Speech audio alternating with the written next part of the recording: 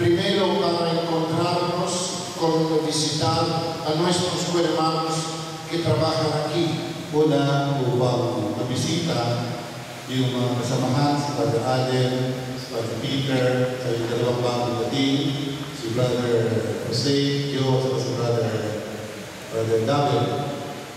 Y segundo motivo para encontrar a ustedes. At ang pangalawa, dahilan ay para kayo ay makita din sa kasalamuhan din, to meet you. Para rezar junto con ustedes a Dios. Rezar. Para tayo lahat ay sama-sama tumanangin para sa Panginoong Diyos. Yo quiero agradecer a ustedes por estar aquí esta tarde. Ako'y nagpapasalamat na kayo pong ay narito ngayong hapon sa kabila ng ulan.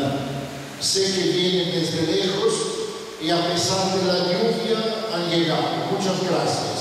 Alam ko na ay nanggaling sa malayo pa at kahit umuulan ay kayo dumating, kaya daghang salamat. Ustedes son cristianos valientes. Muy bien. Kayo daw at mga Kristiyanong matatapang, malalakas ang loob. Nosotros que estamos aquí somos miembros de una familia religiosa, los Oblatos de San José. Kami po mga narito sa altar, mga pari po, mga brothers, kami po ay miyembro ng pamilya religyosa na natawag po natin Oblates of St. Joseph. Nuestra finalidad es ser discípulos de Jesucristo. Ang ating pong maisip sa buhay, ating pong hangarin sa buhay, ay upang maging disipulo ni Kristo. Como todos ustedes también deben ser discípulos de Jesucristo. Tulad po ninyong lahat, ay tanan, ang hangarin natin, ninyo ay maging disipulo pa ni Jesus. En este camino para ser discípulos de Jesús, nosotros tenemos dos grandes protectores. Sa ating pong paglalakbay, sa daan na ating tinatama, meron po tayong dalawang kabayo. O mejor, uno es nuestro protector y el otro es nuestro fundador. Ang una po ay yung ating protector, si Joseph, at ang pangalawa po yung ating founder ng Oblates of St. Joseph, si Joseph Marelo.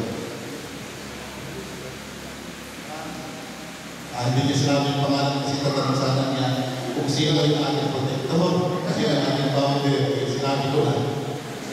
Sabihin ko. Ya sabe.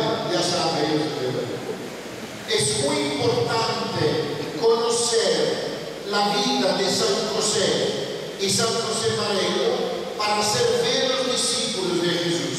Napaka-importante na malaman po natin ang buhay ni San Jose at ni San Jose Marelo para sa ating pagiging disipulo ng Kristo.